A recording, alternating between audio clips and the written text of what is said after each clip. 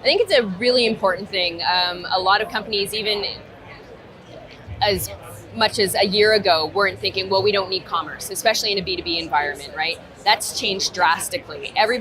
Almost everybody is looking at some form of B2B, some form of commerce, whether it's an actual pay commerce or whether it's just transactional, whether it's information, goods, services. We all need to be thinking about that. I think a lot of the challenges people have now is that technology is so capable of doing so many different things. There's so many crossovers and blurring of the lines between things like CMS, commerce solution, marketing automation.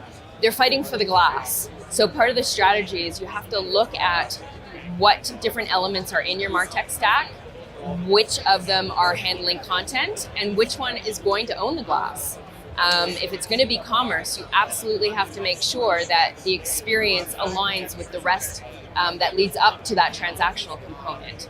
So when you think about that, a lot of organizations now, commerce is a separate thing still.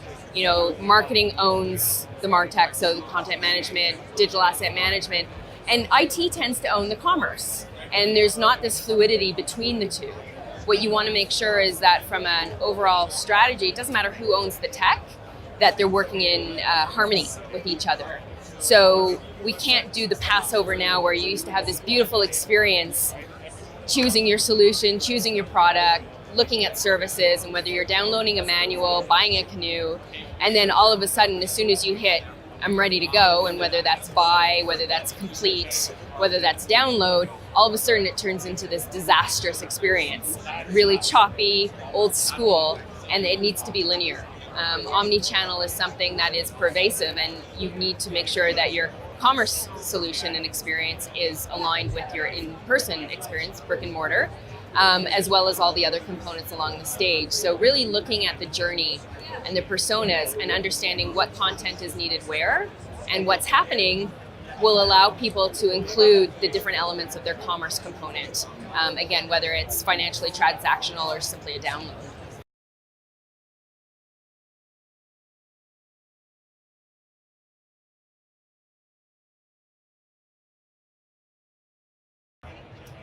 So I think the lines are blurring between commerce and content. I think a lot of companies need to start thinking about them together as opposed to two separate things. So content marketing, huge, last 5 years, it's been at the forefront. And I think commerce can pick up a page from the content marketing world in that when we start looking at, commerce solutions and they're tying back into things like PIMS, product information management solutions, that description really, the information we're providing our consumers and our audiences in a commerce environment. So it's not good enough to say, well, the jacket's red and it's waterproof and it's, this denier and it has a tie and a zipper.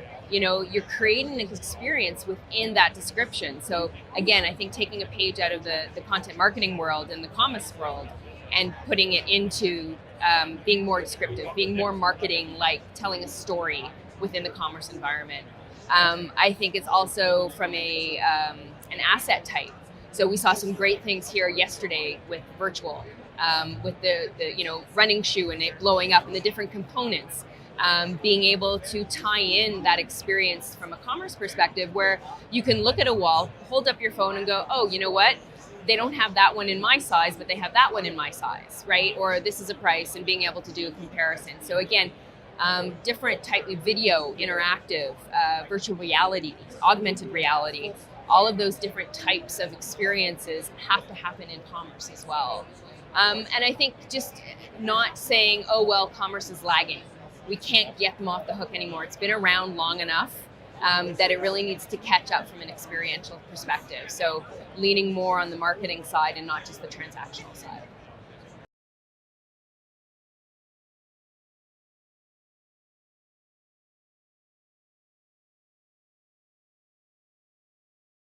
So there are two threads to that answer. One is absolutely experience first. So part of this picture of being able to use experience platforms and for merchants to be able to focus on that digital experience independent of having to be concerned about how they're going to fulfill e-commerce is a big, big topic. The other part of that is technological. is that we're going to see more and more componentization of the capabilities in commerce.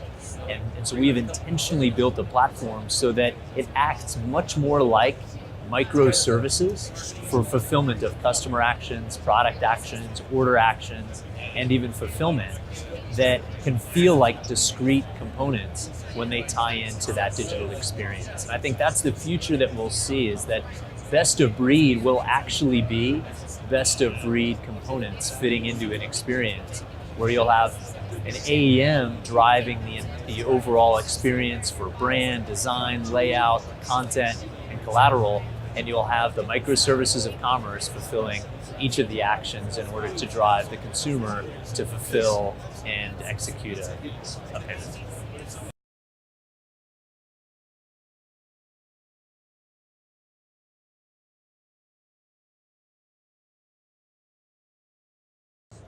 So no question that we're seeing digitally native brands now shift to traditional retail.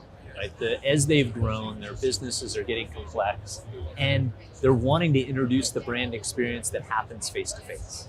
That the digital experience and the in-person experience are really not decoupled. They're part of the same experience that they want their consumer to have. That's a big topic, because we're also seeing that in traditional retail, where that notion of an endless aisle is a big topic. That just the merchandise that's sitting in inventory really may not be the end of the story for what products that they can sell and merchandise out to a consumer to solve either their need or an opportunity to bring product. So our view is that those channels are really just using the same core commerce functionality. It's still product selection, it's still ordering, you're still grouping your customer and recognizing their loyalty. All those functions are the same, even as we're expanding what commerce means from pure e-com, digital native brand, to ones that actually cover traditional retail as well.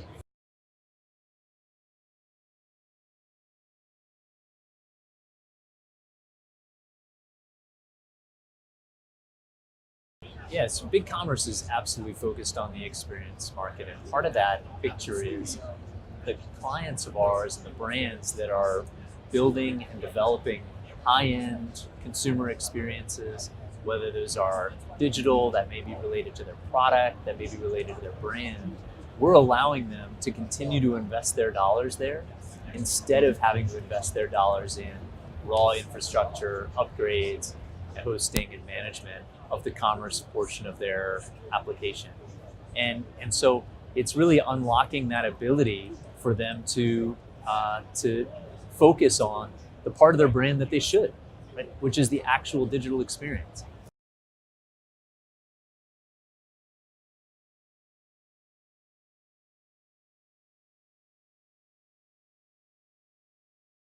So here's the catch. Amazon and these channels are great venues for brands to bring products to market, right? Unprecedented ability to sell and fulfill and market their product and service. The catch is their own brand site now has to rival the capabilities and shopping experience that would happen on an Amazon. And so our business at BigCommerce is to provide them those same level of capabilities, but doing it inside of the experience that they control, where they're the primary narrative, where their product is in focus, where their brand is center to that process. I think the other piece to that puzzle is the business models that they will otherwise miss out on. Because what we're seeing are brands opening up channels where their direct business may focus on subscription. That may focus on a specific type of fulfillment, reordering, things that may not match a distribution channel like an Amazon, but would absolutely match a channel where they're trying to retain the consumer relationship to their brand.